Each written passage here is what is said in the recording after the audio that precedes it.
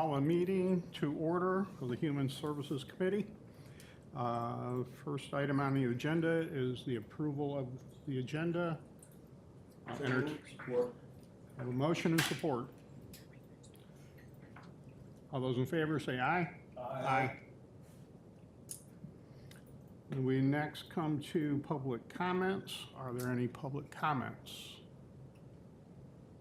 Public comments. Seeing no public comments, we'll move on to the committee items. Item number 4A, minutes. I'll entertain a motion to approve the minutes. So move. Support. I have a motion, support. Any discussion? Any changes? Seeing none, all those in favor say aye. Aye. Opposed? Minutes are approved. Next item that we have is item 4B, appointments. And we have a resignation from the current member of the Veteran Affairs, Bill Tripp, and an applicant in James Ducey.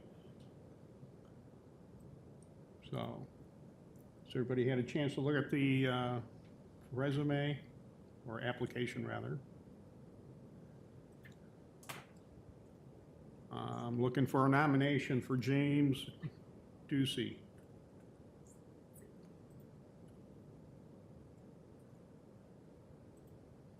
I'll make the motion, Mr. Chairman. Okay, we have a nomination for James Ducey to be the applicant. Any questions? Are there any nominations from the floor? Seeing none, all those in favor of James Ducey say aye. Aye. Any opposed? Seeing none, James Ducey will be forwarded to the full committee at our next meeting. Next item 4C, DHHS quarterly report.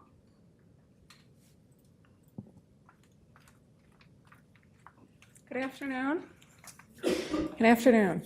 I have mostly an update on our children's services side of DHHS. I wanted to cover just a couple things today, pretty brief this time. I did want to give an update on our child care fund.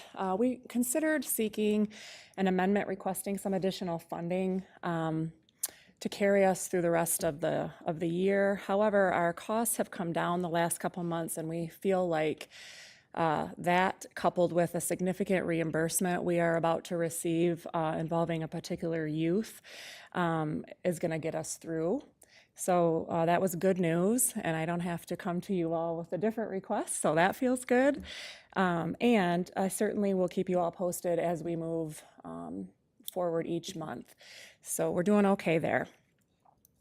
We continue to work on recruitment efforts for our licensed foster parents. This is probably something you've heard here before, but we continue to struggle locating homes for our older youth. Our older youth in foster care, as you would expect, oftentimes have higher levels of trauma over a longer period of time. And that leads to behavioral issues, some mental health concerns, and often substance abuse issues, which makes it difficult to maintain traditional relative and licensed foster parent homes. And there's hesitancy there for folks to accept our youth into their home when they come with some behaviors and mental health and substance abuse issues, as I just noted. So on a regular basis, I will say daily, I have more than probably 1 or 2 directors statewide asking for emergency placement, seeking placements in other counties, might be up in the UP. We're continuing to really struggle here in this area statewide and here in Jackson. So we're continuing to look for folks that are interested in becoming licensed foster parents or even folks to provide relative care if needed. So I just encourage everybody here and behind me, if they know of any people who would be interested in providing those services for us, I would get you connected, in the next, 10 or 15 minutes, if you need to have some time to connect with your people. I'll just get them right on over. Also, we're providing a training series this summer for our teens in care regarding youth advocacy, using their voices to advocate for themselves as they near independence and adulthood. So it's 4 weeks, and there's different topics on each series, all relating to what they might experience as they head to independence. So we're excited about that. And then the last update I have for you all this afternoon is just, you might recall, and I know that Zoe put this in front of you last year, and we were just getting started. So I wanted to kind of come back around and give you an update on our permanency in 12 months initiative that we've been working on. I'll just refresh you. We are part of 6 other counties that are working on timely permanency within 12 months. So that's getting our youth that are in foster care either reunified with their families into some other sort of permanent arrangement or custody situation or adoption. So the majority of our cases that we would see permanency within 12 months are really those children that are reunifying with their families, their biological families or their other families that they were removed from. Might not always be biological. So adoptions tend to take longer than 12 months for lots of reasons. So what we're seeing is mostly reunification cases. I want to tell you what we've done since last year at this time. We have shifted all of our abuse and neglect cases under one judge. Prior to starting this initiative, we had all of our abuse and neglect cases split between 2 judges. And so we alternated courtrooms, and which meant different styles, different ways of leadership within each courtroom. And we made a request to have all of our cases shifted over to one judge for consistency and for some real focus on this permanency metric. And we've done just beautifully. So we've been under one judge now. It's Judge LaFlamme, and he's a wonderful partner with us. He's very engaged in this work and has been very helpful. So what I wanted to tell you about is that since this change was put into place, we've cut the number of adjournments delaying permanency in half, and we've cut our time to dispositional hearings in half, and we've more than doubled our permanency rates in 12 months. It's just been phenomenal. So this has been the most positive change for our child welfare program and for our families. Because what happens when you have multiple adjournments is that families continue to stay separated and they don't reunify timely, and it just creates one issue after another. So to keep our eye on that ball and to have a judge and a court system in place with us that is in line with what we're trying to do to better serve our youth and families has been amazing.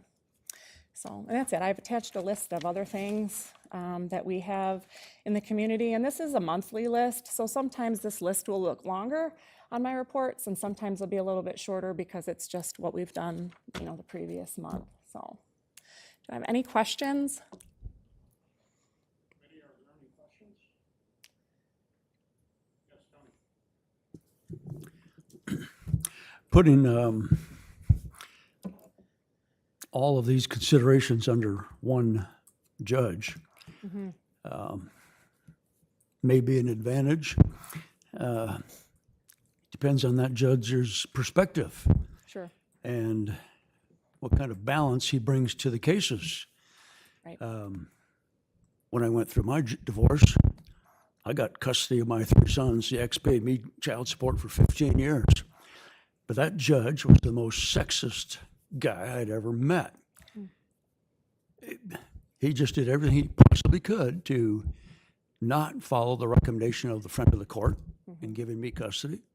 Did everything he could to not follow the recommendations of 2 other evaluators. So finally, I just decided I'm going to change judges. And everybody said, well, you can't do that. Well, I figured out how. So it all depends on who this jurist is. What is their balance? What is their... You don't want somebody in there that is just totally sympathetic to all of the men. You don't want somebody in there that's just totally sympathetic to all of the women. You don't want anybody in there either extreme. So if you get somebody that's fair and balanced, it should work out well. But how do you guarantee that in every case through that same person? Well, that's a good question, and I appreciate that question. I'm going to tell you what we looked at when we made this request. We had been years with one judge reunifying sooner, moving the docket sooner, efficiency for our kids and our families sooner reunifications, sooner decisions made on their cases. And we had another that was multiple adjournments. So you would have children separated from their families unnecessarily for months on end, maybe a year, maybe more than that. And when we couldn't do that anymore, because what was happening is then that family and those youth that are at the mercy of the court's ruling and of the court's discretion were coming into one adjournment after another.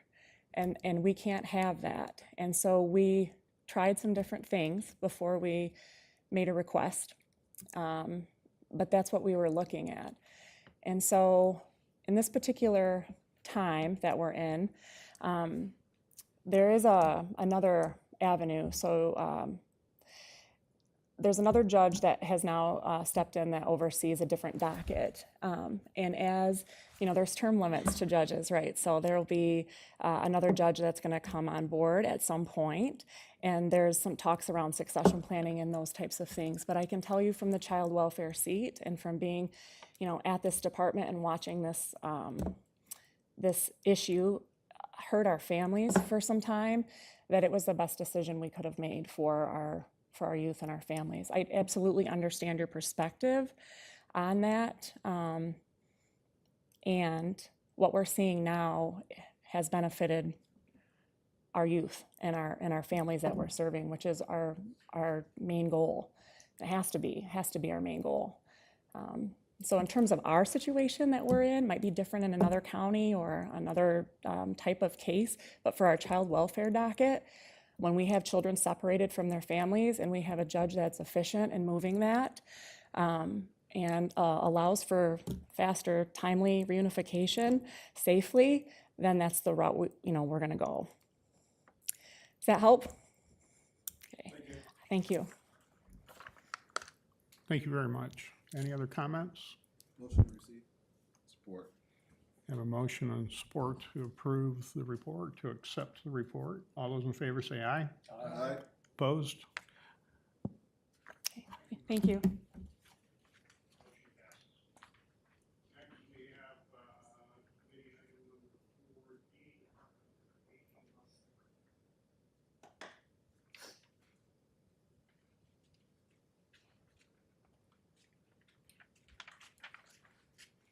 Yep, good afternoon. With this report, I just think there's a lot of exciting things that are happening over at the Department on Aging, and this report kind of highlights all of that.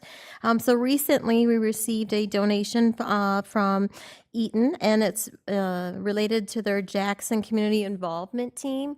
And this is something we've received the last couple of years, and we do kind of like a 6-month report on how we're doing with the funds and how we're impacting the community with the dollars that we receive. So what we've established is kind of like an unmet need program to help with small needs that help our older adults as they age in place. And so different things that we've been able to help with are like shower chairs or walkers. Recently we helped somebody that didn't have silverware in their home.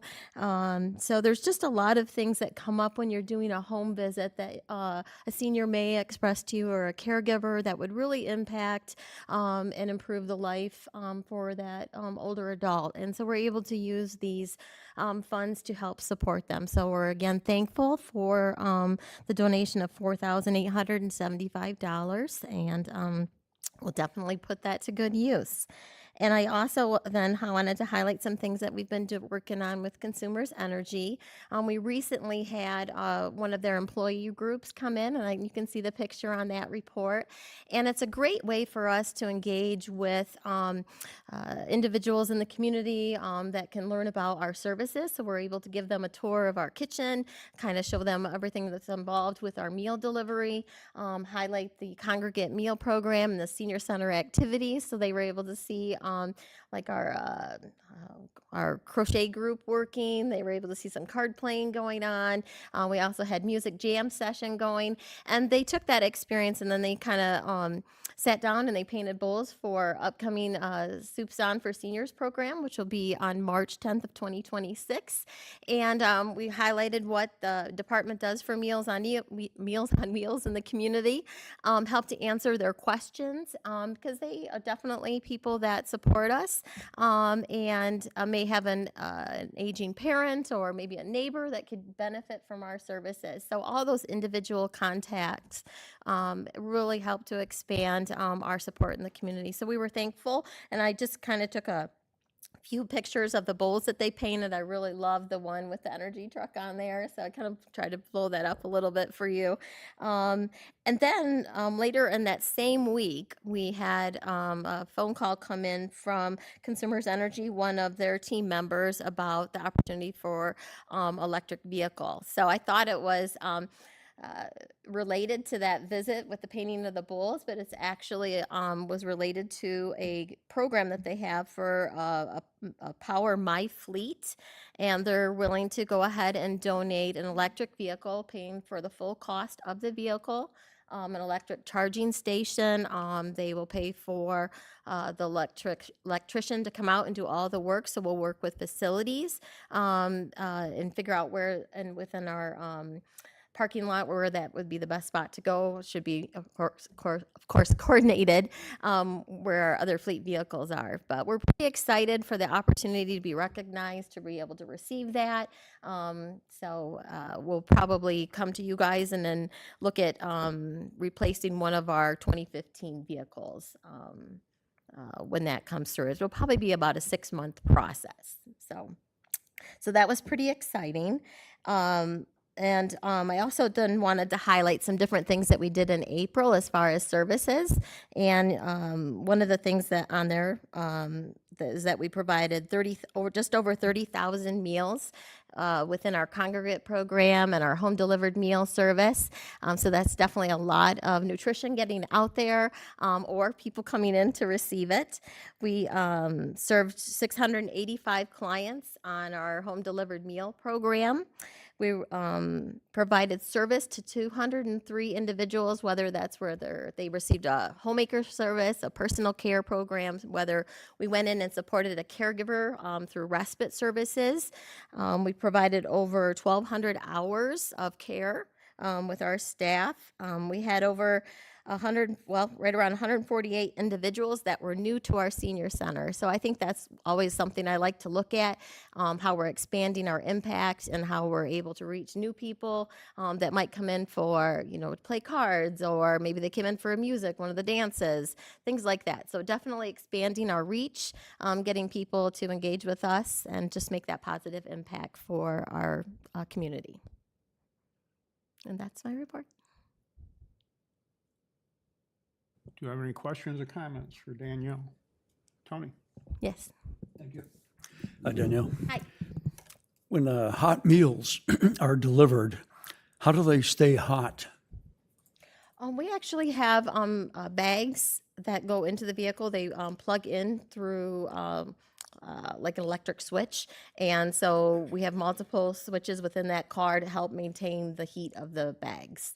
And so when the driver delivers it, it's already hot. So it requires an electrical connection to keep the food hot. Correct. With this, have you accepted this electric vehicle? We're exploring that option. Yes. Yes. We're in the process. Since electric vehicles are they don't do well in cold weather. Mm-hmm. They're far worse in cold weather than a fossil fueled vehicle, gas or diesel. Really cold weather, electric vehicles don't have the mileage. And if this electric vehicle is going to have to provide the electricity to keep the meals hot, I question the wisdom of accepting an electric vehicle. They're double the weight of a gas-powered van, which means they damage our roads more because of the weight they apply. They don't pay a fuel tax like gas or diesels do. It's the fuel tax that gives the money to the Act 51 program that funds our road repair. So they do more damage to our roads. They don't contribute any money to the road maintenance or construction, and they won't go as far and might not keep your meals hot during the winter. So I'm questioning the wisdom of accepting any electric vehicle. I think this is just a great example of a way for us to accept that vehicle and then actually to go through that process and study how we can, if this is something that's viable for us as an organization. So being able to say, you know, which kind of route would it be able to go on? So we have 14 different routes, and they're all going to be, some are going to be shorter distance because they're concentrated, but maybe within the city. Some go out further, so they're going to go deeper within the county reaches. So I think this gives us a great opportunity to kind of test this, see how it would benefit us, and to see if it's a viable option in the future. So we can definitely look at, you know, how is it maintaining the heat? All those things like you described are very important, and this will allow us to evaluate that through the acceptance of this. You're having to make modifications to your schedules to accommodate an electric vehicle. Actually not. No, we're not making any modifications. No. What it will allow us to do is to take like some of the concerns that you just expressed about maintaining the heat, so we can see if that is that an issue. We wouldn't make any modifications. We do rotate our vans, but we do have 10 routes that are what I would say more centralized within the surrounding area. If there was any concern about whether the distance something might be able to travel, so. Any other comments or questions? Seeing none, I'll entertain a motion to receive the report. So moved. Support. Have a motion and support. All those in favor say aye. Aye. Great, thank you.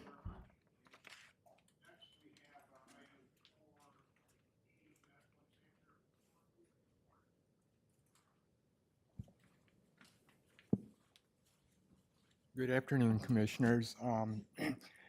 Before you, you have all the details, you know, primarily for the months of February, March, and April in the first quarter. I'm going to summarize some of that information.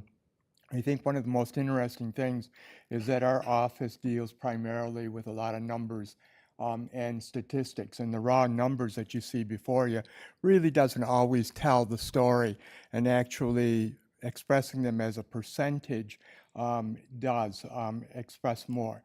To date, during this quarter, we had 236 medical examiner cases that we investigated in Jackson, and of those, we performed 69 autopsies.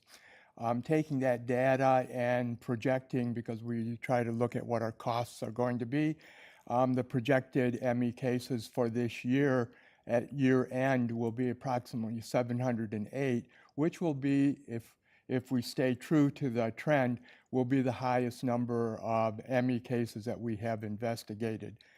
At that same time, we will have performed 207 autopsies, and that is actually between 29 and 30% of the number of cases, which is what the national average is concerning that number. The interesting thing is also of this number is that in that quarter, 85% of the deaths that we investigated were over the age of 50, 73% were over the age of 60, 51% were over the age of 70, and 27% were over the age of 80. What this has done is led to the state.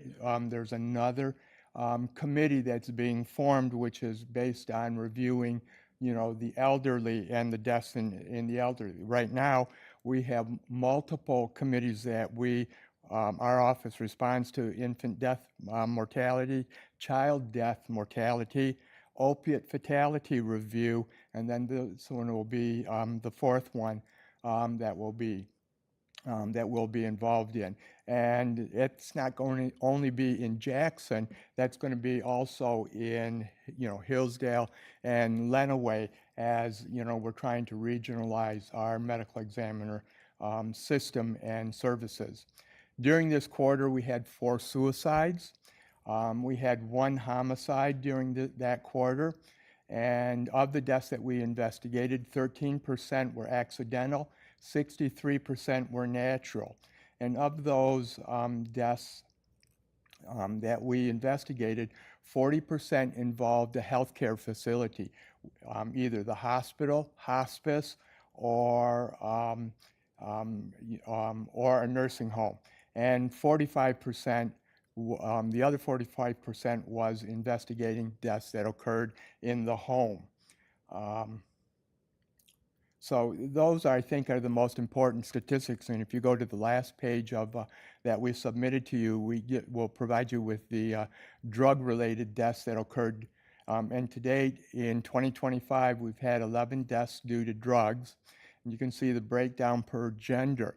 But everybody thinks that deaths due to drugs is primarily due to a very young community and demographics. But in actuality, the greatest number of drug deaths occur between the ages of 30 and 70, 69 years of age. That's where we have our greatest concentration of drug deaths. We don't know what the trend is, but those are the people that are sometimes most successful in business and are able to obtain and buy the drugs. If you look at the bottom of that chart, you can see that over the number of years, the major drugs that we have had deaths due to are fentanyl. So far this year, we've had 3 deaths due to fentanyl and 5 due to cocaine. The predominant drugs that we see are fentanyl, cocaine, methamphetamine, and the one that I think that will surprise everyone are the number of prescription deaths that we see. And often when we do a drug test or toxicology evaluation, it's usually a mixture of drugs that these people have on board. And what we're doing is recording the predominant drug that was associated with their death. One of the things that I'd like to make you aware of is that since we do work with Lenawee and Hillsdale County, the Lenawee EOC, because of their stores and supplies that they had of COVID, provided us with a pallet of face masks and gowns that we use for personal protective gowns that we use when we're performing the autopsies. And so we thank them for that. And so we won't have to purchase those for a long period of time because there's nothing that they don't expire. The couple of facility issues that we have is that the floor in the autopsy suite needs to be replaced. It's going to take 4 to 6 days. So during that time period, we will not be able to perform any autopsies in Jackson County for either Hillsdale, Lenawee, or Jackson. We have an agreement to ship those decedents to Oakland County, and they will perform their autopsies. But their cost to the county will be per autopsy will be $3,000 per case, which includes the toxicology and the autopsy. Our autopsies are running about $1,250 per case based on our forensic pathologists that come to visit and provide service to our county. The other issue that we have, but it may be corrected, is that we are having problems with the coolers for storing bodies for that. And then issues involving policies and the office is I'm creating a pamphlet that we can give to the families of decedents because they think that there's an endless number of amount of money and that they can demand to have an autopsy performed. And what I have done is created a indication to educate them as to if it doesn't meet these criteria, the county is not going to pay for an autopsy. And if it doesn't meet that criteria and they still demand an autopsy, we advise them to obtain a private autopsy in which that they can request that, and they have to pay for it on their own. And we help them find a pathologist that will perform that for them. We have had a couple of deaths that have involved religious objections to performing death investigation. So I have developed a policy for taking care of those, in which we actually take the decedent and send them to the hospital and do a total body CT scan. I did some research with another doctor years ago, which gives us a lot of information to help us determine what the cause of death is, and we can perform it fast enough to get them to meet their religious obligations. Across the state, and very much in Jackson and the other 2 counties that we're working with, an issue of unclaimed bodies is becoming a very important issue. What ends up happening is there is no law that states that family members have to claim the decedent. And we have a number of unclaimed bodies where we have family members identified and they refuse to claim the body. So we have a policy in which we do due diligence to contact them. Then what we do is contact the state and our county, and we cremate the decedent unless it is involving a crime or potential litigation, and then we store the cremains. If someone comes out of the woodwork claiming after they think that the county and the state has paid for it, we charge them and recoup the money that the state and the county has invested in that. Another issue that we're experiencing across the state and in the county is that we have a number of deaths, as I have shown you. Many of our deaths are natural, and so the natural deaths do not really fall under the responsibility of the medical examiner. We determine whether or not it is a medical examiner, and primarily it's to protect the county, public health, and make sure that we're not missing crimes. Technically, that death certificate goes back to the primary care physician. Many primary care physicians are refusing to sign the death certificate. So I have a pamphlet that I'm developing to educate many of the doctors, because they don't realize that refusing to fill a death certificate out is a misdemeanor. And it is punishable by being placed in jail for up to 30 days, a fine, and the other thing is that we can report them to LARA, so that when it comes time for them to renew their license, they have to explain why they have not provided their professional obligations. And then the last issue is I've been elected again as a member of the State Michigan Association Medical Examiners. So we're working with the government, the rest of the Michigan State Medical Society to take care of the issues that are facing medical examiners and proper death investigation across the state. Any questions? Thank you very much for that extensive report, and I appreciate all the information. Do we have any questions? Yes, Darius. Thank you, Mr. Chair. Well, first, congratulations on your election there, and we are thankful to have you. So just a couple of clarifying questions to a couple things that you mentioned. You mentioned that there was that the floors in the building needed repair. Is that already undergoing, It's being scheduled right being now. scheduled? Yeah.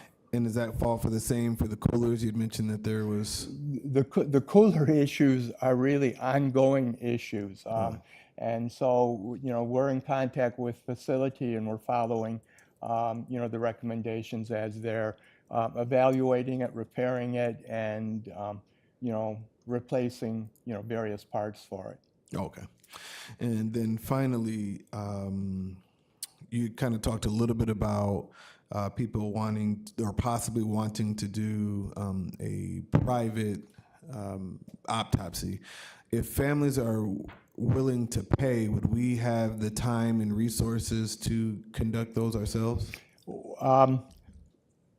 What ends up happening is that most of the time and traditionally what has happened is that they'll contact a pathologist. We give them the names, and the pathologist usually goes to the funeral home to do that. One of the things, Does the autopsy at the funeral home? yes, does the autopsy at the funeral home because it's private. One of my ideas, if we expand, our services and expand our autopsy suite to accommodate, is to make enough room that if necessary, a private autopsy can be performed there, and as a county, we would charge them rent or the use of our facility so that it's in a sterile, controlled environment, and work with them and it become a source of income for the medical examiner's office. Okay. Thank you. Thank you so much. Nothing further, Mr. Chair. Yes, sir. Thank you, Mr. Chair. On the sheet, excuse me, you explained everything very well. Can you explain a little bit on the investigation type, the phone release total versus the MEIC? Phone release? Yes, sir. What ends up happening in those is when you're doing a death investigation, okay, it is a team effort, okay? Most of the time we get information from EMS that reports on the scene, but a lot of times the police are called, and they're called almost 100% of those cases. And what they'll do is they'll call the field investigator that's on call, and they'll ask the police officer various questions. So many of these, let's say like someone dies laying in bed. There's no signs of any trauma. There's no breaking into it. It's not suspicious, anything. The police have no concerns. They're not often, and based on the medical history, the medications that are present there, we make a determination that it's a natural. We don't need to investigate. Now, there are some that have occurred, and that's when the field investigator has been discussing it with the, with the officer. But if there's anything like trauma, anything suspicious, they go to it. We investigate every child death, every infant death. We go to the scene because there's a lot of information. Many of them, some of them are accidental. Sometimes they hide evidence. We have to. So it's a balance. It's hard to explain, but most of the time it's a decision that's made between the investigator and the police officer, and if the police officer says they don't have to come out, we proceed from there. Or the phone, just a phone call then. Pardon? So it's just by phone, the release is by Yeah. phone then. Okay. All right. Thank you. Thank you, And Mr. Chair. often they call me afterwards, and give me the information. I say, yeah, it's all right to do that. I Thank you, make sir. most of all the final decisions. Okay. We do have protocols, though, that things are automatic, homicide shootings, certain things like that sometimes they don't even call me because it's just put in motion that our investigation, autopsy, everything is just set up and ready to go. Thank you, sir. Thank you, Mr. Chair. That's all I have. Thanks for your report. I'll entertain a motion to receive the report. Support. Have a motion support. All those in favor say aye. Aye. Thank Have you a very great much. day. Next on the agenda is for F, Health Department, acceptance of fiscal year 2025 LHD Emerging Health Threats Readiness and Response Grant. Good afternoon. That's a I long got it one. all. Yes, so as is indicated in front of you, we have the ability to accept $74,480 as just a short-term supplemental grant for emerging threats between, actually it backdates to April until the end of our fiscal year, which follows the state fiscal year. Basically to focus on response and readiness for measles, the upcoming respiratory season, and environmental health threats. Lots of information in there. If you have any questions, though, I can answer those.